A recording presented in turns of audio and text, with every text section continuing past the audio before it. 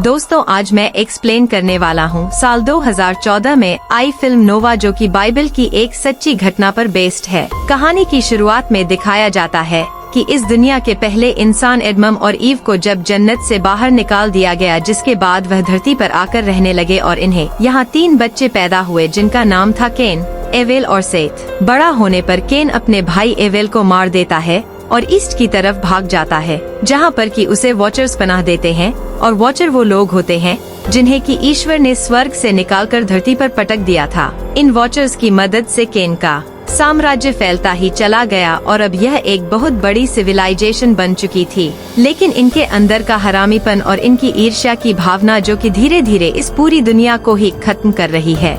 वही मूवी के present time में दिखाया गया है कि एडम के बेटे सेथत की 6 पीढ़ियां बीत गई हैं और उसकी 7वीं पीढ़ी के बेटे का नाम लेविन होता है। लेविन का एक छोटा बेटा भी था जिसका नाम होता है नोवा। यहाँ पर लेविन अपने बेटे को अपने पूरे वंश की कहानी बता रहा होता है कि तभी उन्हें यहाँ पर कुछ आदमियों की आवाज सुनाई दी। लेविन ने अपने बेटे को जल्दी से छिपा दिया और वह खुद उनके सामने गया और यह केन के वंशज थे, जो कि अपने लोगों के साथ यहाँ जोहार, जो कि एक बहुत ही कीमती पत्थर था, यह उसे ढूंढने के लिए यहाँ आए हैं और इस आदमी का नाम होता है ट्यूबवेल केन। लेविन यहाँ पर ट्यूबवेल से जाकर बोलता है कि यह गोल्ड की जमीन है। ट्यूबवेल कहता है कि सच में क्या वह भगवान जिसने हमें श्राप दिया और मेरे लोग भूख से मर रहे हैं। यहाँ पर ट्यूबवेल भी यह बात समझ जाता है कि यह सेत का वंशज है, इसीलिए वह जल्दी से उसे मार देता है और उसका बेटा नोवा छिपकर यह सब देख रहा था। लेकिन अभी वह बहुत छोटा था, वह कुछ नहीं कर सकता था,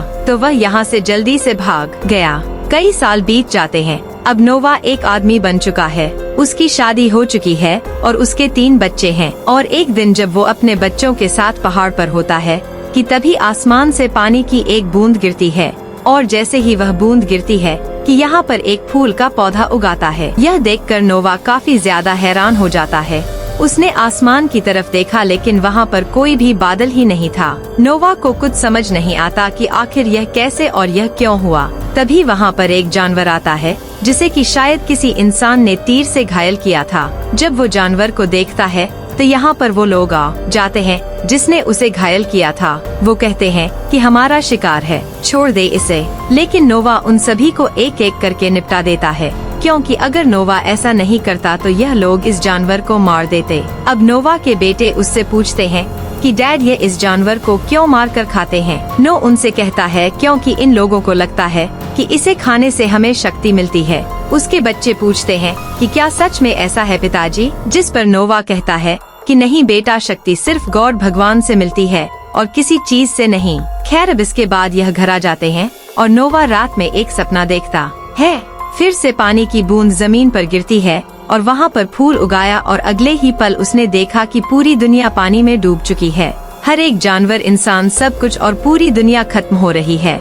नोवा झटके से उठ जाता है। वह समझ जाता है कि यह सिर्फ एक सपना नहीं है बल्कि आने वाली कयामत की एक निशानी है। इसीलिए वह अपने बच्चों को लेकर अपने दादा मैथ्यूला से मिलने के लिए निकल पड़ता है। हालांकि वो नहीं जानता था कि उसके दादा जिंदा है भी या नहीं, लेकिन वो अपनी वाइफ को कहता है कि मैंने सपने में उनका पर्वत देखा था जहाँ वो रहते हैं, इसीलिए ऐसा लगता है कि वह जिंदा है। दरअसल यह एक ऐसा वक्त था जब सपनों की बातें अक्सर सच हो जाया करती थी। अब नोवा अपनी पूरी फैमिली को लेकर अपने दादा को ढूंढने के लिए निकल पड़ता है। लेकिन इसी बीच रास्ते में उन्हें एक घायल लड़की मिलती है जिसका नाम इला होता है। नोवा उससे कहता है कि तुम्हें कुछ नहीं होगा और तभी यह देखते हैं कि पीछे से बहुत सारे लोग आ रहे हैं और यह सब लोग इन्हें मारने के लिए आ रहे। नोवा अपनी फैमिली से कहता है कि जल्दी चलो, हमें यहाँ से निकलना होगा और वह इन तक पहुँचने ही वाले होते हैं कि नोवा अपने बेटे शैम से बोलता है कि अपनी माँ का ध्यान रखना और उन सब को यहाँ से जाने के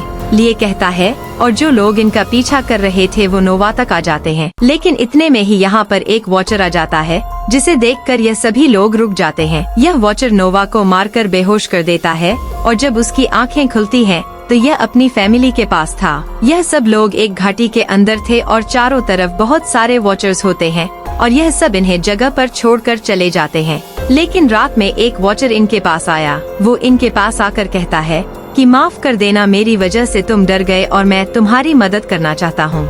नोवा का बेटा कहता है कि तुम हमारी मदद क्यों करना चाहते हो? वॉचर बताता है कि गॉड ने हमें दूसरे दिन बनाया था जिस दिन उसने जन्नत बनाई थी। वो कहता है कि गॉड ने हमें एडमम और ईव का पहरा देने के लिए बनाया था, लेकिन हमने उन दोनों का प्यार देखा है और उनका अंत भी, और हम इसीलिए उनका साथ देने लगे। उस वक्त हम पत्थर के नहीं हुआ करते थे बल्कि रोशनी से बने एंजल थे, लेकिन गॉड की बात न मानने की वजह से हमें पृथ्वी पर फेंक दिया गया, जहाँ पर कि तुम्हारी अर्थ ने हमें अपने अंदर समा लिया, जिसके बाद हमें हमारा यह रूप मिला। लेकिन बावजूद इसके भी हमने इंसानों की मदद की, उन्हें वह सारी चीजें सिखाई जो कि हम जानते थे। दरअसल वॉचर ने एडमम के बेटे केन की मदद की थी, जिस वजह से उसका साम्राज्य दूर दूर तक फैल गया, लेकिन वह लोग हमारी शक्तियों का इस्तेमाल करके हमारे ही खिलाफ खड़े हो गए, हमें मारने लगे। और उस वक्त एक इंसान ने हमारी मदद की थी जो कि तुम्हारे दादा मैथ्यू सेला थे। हमने गॉड से प्रे की कि वह हमें वापस ले ले, लेकिन उसने ऐसा नहीं किया। और अब तुम कहते हो कि तुमने गॉड का बुलावा सुना है, इसीलिए मेरे साथ का कोई भी वॉचर तुम्हारा विश्वास नहीं करता। दरअसल नोवा ने अपनी पीढ़ियों को यह सारी बातें पहले ही बताई थी, लेकिन उनकी किसी भी बात पर इंसानों ने विश्वास नहीं किया और अब दुनिया को पूरी तरह से तबाह कर दिया है। लेकिन फिर भी यह वॉचर नोवा पर विश्वास करता है, कहता है कि मुझे तुम में एडमम की झलक दिखती है, वो एडमम जिसकी मदद के लिए मैं यहाँ आया था, और इसीलिए मैं तुम्हारी भी मदद कर रहा हूँ। अब नोवा उस पर्वत तक पहुँच जाता है जहाँ उसके दादा रहते थे, और जब वो उस पहाड़ पर जाता है तो पाता है कि उसके दादा अभी भी जिंदा होते हैं। इसीलिए वो उन्हें पूरी बात बताता है कि मैंने एक जल प्रलय देखी जिससे कि पूरी दुनिया खत्म हो जाएगी, लेकिन उससे बचना कैसे है इस बारे में मुझे कुछ नहीं दिखा। उसके दादा कहते हैं कि गॉड ने तुम्हें चुना है तो वही तुम्हें सही रास्ता दिखाएंगे, और तभी उसे कुछ विज़ आते हैं। वो देखता है कि इस पानी की कयामत की वजह से सभी लोग डूब चुके हैं, लेकिन अभी भी कुछ जानवर जिंदा हैं जो कि तैरते हुए ऊपर जा रहे होते हैं, और ऊपर उसे एक बहुत बड़ी नाव दिखती है, जिसके बाद उसके बीज खत्म हो जाते हैं। खैर अब इसके बाद उसके दादा उसे ईडन गार्डन का एक बीज देते हैं, और यह उससे पहले पेड़ का बीज है जहाँ पर एडमम और ईव रहा करते थे। नीचे आकर वह उस बीज को एक जगह पर बो देता है और रात में सो गया, और सुबह जब वह उठकर देखता है तो वह पाता है कि जो वॉचर उन्हें यहाँ तक लेकर आया था उसे उसके ही दो साथी वॉचर पकड़ कर ले जा रहे थे, क्योंकि इनके हिसाब से उसने गद्दारी की है और यह इंसानों की मदद नहीं करना चाहते। लेकिन इतने में ही यहाँ नोहा आ गया। वो उन्हें रोकता है और एक बोट जल्दी से नोवा को मारने के लिए आता है, लेकिन इससे पहले कि वह उसे मारता कि तभी जमीन से पानी निकलना शुरू हो जाता है, और यह पानी उसी जगह से निकल रहा था जहाँ पर कि नोवा ने वो बीज बोया था। वो पानी इस बंजर रेगिस्तान के चारों तरफ बहने लगता है, और जो यह जमीन पूरी तरह से बंजर थी यहाँ देखते ही देखते बहुत सारे पेड़ उगाते हैं और एक घना जंगल बन गया। नोवा का बेटा कहता है कि पिताजी यह क्या है? नोवा कहता है कि यह हमारे नाव बनाने का सामान है, इस जंगल से हम नाव बनाएंगे। और अब वॉचर्स को भी यकीन हो जाता है कि नोवा सही कह रहा है, गॉड का सच में उसे कोई संदेश है। इसीलिए वो उसे कहते हैं कि इस कश्ती को बनाने में हम भी तुम्हारी मदद करेंगे, और यह कश्ती सिर्फ इन्हीं लोगों के लिए नहीं बल्कि पृथ्वी पर जितनी भी जानवरों की प्रजातियां या इंसान है उन सभी के लिए थी। और अब इसीलिए इन्हें एक बहुत बड़ी नाव बनानी होगी, और इस नाव को बनाते हुए अब इन्हें कई साल बीत जाते हैं। नो के बच्चे भी अब काफी बड़े हो गए थे और इनकी कश्ती भी लगभग आधी ही तैयार हो चुकी थी, और अब बहुत सारे अलग अलग प्रजाति के पंछी जानवर इनकी नाव की तरफ आने लगते हैं, क्योंकि यह गॉड का एक फरमान था कि हर एक जानवर या पक्षी की प्रजाति का एक एक जोड़ा इस नाव में सवार हो जाए, ताकि जब इस दुनिया में कयामत आ जाए तो वह उसके बाद भी बचे रहें, जो कि कयामत के बाद अपनी प्रजाति को फिर से फैलाएं। अब यहाँ पर बहुत बड़े बड़े सांप और बाकी जानवर भी आने लगे, रेंगने वाले, चलने वाले, और अब नोवा भी जान गया था कि अब वह वक्त आ गया है जब पानी की कयामत होगी। लेकिन तभी यहाँ पर वह आदमी आ जाता है जिसने नोवा के फादर को मारा था, जिसका नाम ट्यूबलकेन है। ट्यूबलकेन कहता है कि मैंने चमत्कारों के बारे में सुना था, लेकिन मैंने उन पर विश्वास नहीं किया। लेकिन जब मैंने सैकड़ों पक्षियों को इस तरफ आते हुए देखा तो मुझे यहाँ आना पड़ा। ट्यूबलकेन को कयामत के बारे में कुछ भी नहीं पता होता, तो नोवा उसे समझाता है, कहता है कि यह एक कश्ती है, और जब यहाँ पर कयामत आएगी तब हम इस कश्ती, इस नाव से मासूम प्रजातियों को बचाएंगे। ट्यूबलकेन कहता है कि गॉड क्या होता है इस बारे में मुझे कुछ नहीं पता, लेकिन उसने हमें भटकने के लिए छोड़ दिया। हम सब लोग अनाथ हैं, लेकिन ट्यूबवेल इस जगह पर अपना कब्जा करना चाहता था।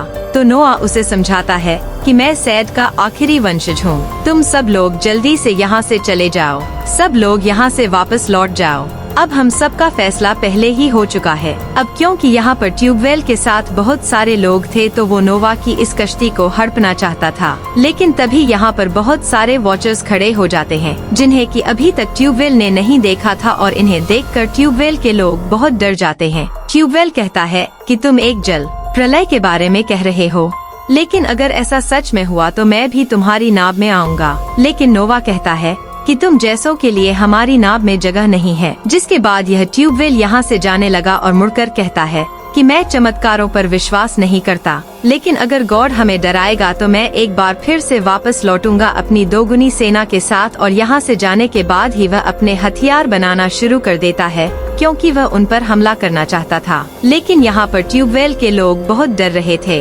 उनकी हालत खराब होती है। उन्हें किसी जंग की नहीं बल्कि खाने की जरूरत थी। वही नोवा का जो छोटा बेटा होता है जिसका नाम हेम होता है, इसे एक खास बीमारी होती है। इसे एक औरत चाहिए थी अपने लिए। वो अपने फादर से कहता है कि आपने मुझसे वादा किया था कि आप मेरे लिए मेरी वाइफ लेकर आएंगे। जिस पर नोवा कहता है कि ऐसा कुछ नहीं होने वाला, तुम अपने काम पर ध्यान दो, हमें जल्द ही काम पूरा करना है। जल प्रलय जल्द ही आने वाली है।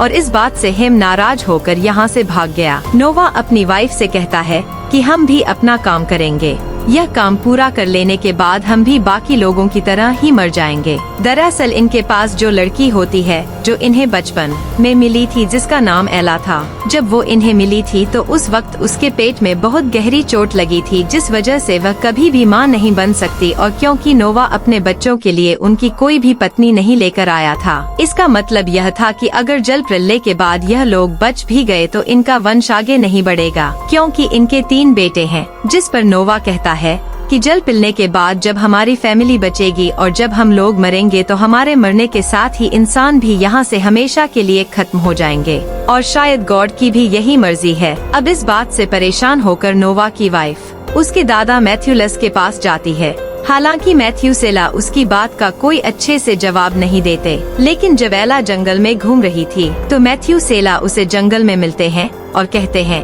कि तुम पिछले 10 साल से मेरी फैमिली के साथ रह रही हो, तो तुम भी मेरी फैमिली का हिस्सा हो, और पिछले 10 सालों में मैंने तुम्हें कुछ नहीं दिया है। जिसके बाद वो उसके पेट पर हाथ लगाते हैं और उसकी वो बीमारी जिससे वह कभी मां नहीं बन सकती थी वह खत्म हो जाती है।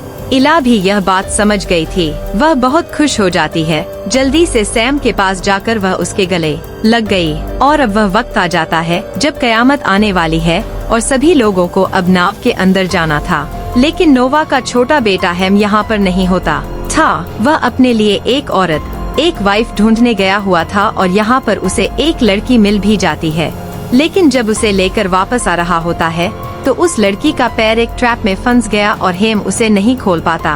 और पीछे से हमें यह भी दिखाया जाता है कि ट्यूबवेल और उसकी पूरी सेना अब नाव पर कब्जा करने के लिए उस तरफ भागी चली जा रही थी, क्योंकि ट्यूबवेल भी समझ जाता है कि जल प्रलय आने वाली है। इसीलिए वो उस नाव पर कब्जा करके अपने लोगों को बचाना चाहता था। और वहीं हेम उसे लड़की को बचा रहा होता है जिसका पैर उस ट्रैप में फंसा हुआ था। लेकिन इतने में ही यहाँ नोहा आकर अपने बेटे हेम को यहाँ से ले जाता है। वो लड़की पीछे छूट जाती है, जिससे कि ट्यूबवेल की सेना कुचल देती है। यह लोग अब अपनी नाव तक आ गए थे और ट्यूबवेल की सेना अब इन तक पहुँचने ही वाली थी, लेकिन यहाँ पर जो वॉचर होते हैं वो ट्यूबवेल की सेना को रोकने लगते हैं, जिससे कि हेम और नोवा अपनी उस नाव तक पहुँच जाते हैं। और यहाँ पर ट्यूबवेल और वॉचर की सेना में एक खतरनाक जंग शुरू हो जाती है, और इस जंग में ट्यूबवेल बहुत सारे वॉचर को मार भी देता है। और इससे पहले वो नाव तक पहुँचते हैं कि पानी आसमान से जमीन से चारों तरफ से निकलना शुरू हो जाता है, और इस जल प्रलय में यहाँ पर जितने भी लोग होते हैं सब के सब मारे जाते हैं। और अब इनकी नाव जो कई सालों से जमीन पर बन रही थी वह इस जल प्रलय में तैरना शुरू कर देती है, और अब इस तरह से पूरी इस पानी में डूब जाती है। और इस नाम पर हमें यह दिखाया जाता है कि यहाँ पर छिपकर ट्यूबवेल भी चढ़ गया था।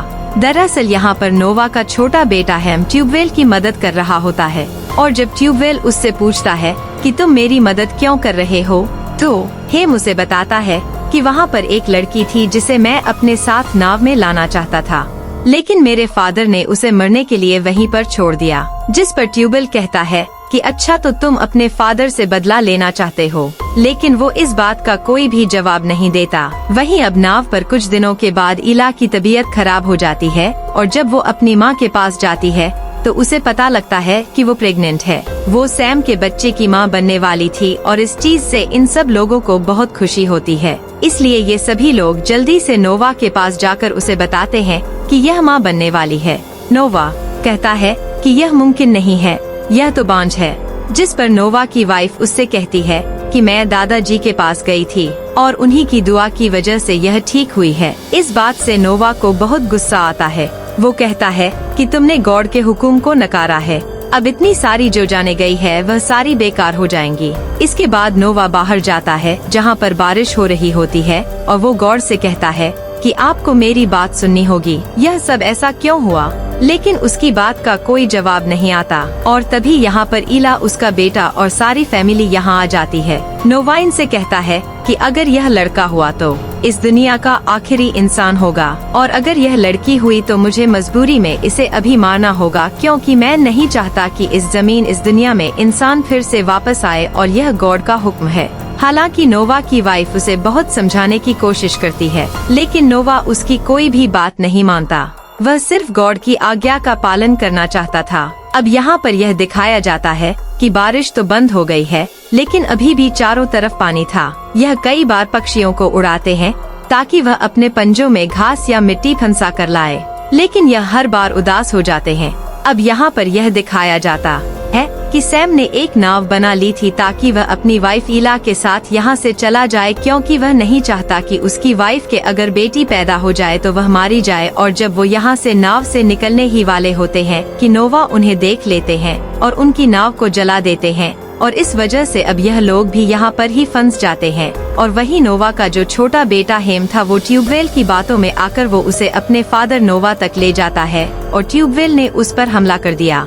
इन दोनों के बीच लड़ाई होना शुरू हो जाती है और वही इला के पेट में अब दर्द होना शुरू हो गया। यहाँ पर इला की बेटी पैदा होती है और इस बात से सभी लोग परेशान हो जाते हैं।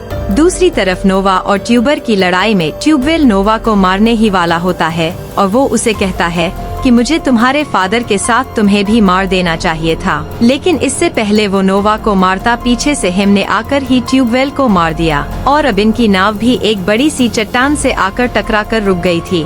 अब नोवा उस जगह पर जाता है जहाँ पर कि इला ने 2 बच्चों को जन्म दिया था। नोवा की वाइफ उसे झूठ बोलती है कि लड़का पैदा हुआ है, लेकिन नोवा उन्हें देखना चाहता था। वो जानता था कि लड़की पैदा हुई है। वो उस जगह पर पहुंच जाता है जहां पर इला ने अपने बच्चे को हाथ में पकड़ रखा था। वो देखता है कि जुड़वा बच्चे हैं जो कि यहाँ पर रो रहे थे। इला नोवा से रिक्वेस्ट करती है कि आप प्लीज इन्हें रोते हुए मत मारो, उन्हें पहले चुप होने दो। नोवा भी इस बात के लिए मान जाता है और जब वो बच्चे चुप हो जाते हैं तो नोवा उन्हें मार ही नहीं पाता, बल्कि उसकी आंखों में अपनी दोनों पोतियों के लिए प्यार आ जाता है और वह ऊपर आसमान में गॉड को देखते हुए कहता है कि मैं ऐसा नहीं कर सकता। यह एक बार फिर से कबूतर को उड़ाते हैं ताकि उनके पंजों में मिट्टी या कोई हरियाली आ जाए और इस बार सच में कबूतर एक हरी डाली को लेकर इनकी नाव पर आ जाता है, यानी कि आसपास जमीन पेड़ पौधे हैं और यह देखकर यह सब खुश हो जाते हैं और यह एक आइलैंड पर पहुंच जाते हैं जहां पर बहुत सारी हरियाली है। लेकिन यहां पर अब नोवा अपनी फैमिली के साथ नहीं रहता। नोवा के मन में इस बात का दुख होता है कि उसने अपनी फैमिली के साथ बहुत गलत किया था और इसीलिए वह अकेला रहने चला गया था। लेकिन इला उसके पास आकर कहती है कि गॉड ने सब कुछ आपके ऊपर छोड़ा था, लेकिन आपने प्यार को चुना, मेरी बेटियों को नहीं मारा। इस बात से नोवा को बहुत तसल्ली मिलती है और एक बार फिर से वह अपनी फैमिली के साथ ही आकर रहने लगता है और वो अपनी फैमिली, अपनी पोतियों के लिए यह दुआ करता है कि तुम सब लोग हमेशा खुश रहो और फिर से इस पूरी दुनिया में फैल जाओ, अपनी सल्तनत बढ़ाओ। और इसी के साथ यह फिल्म, यह कहानी यहाँ खत्म हो जाती है। दोस्तों, वीडियो अच्छी लगी हो तो वीडियो को लाइक और चैनल को सब्सक्राइब कर लें।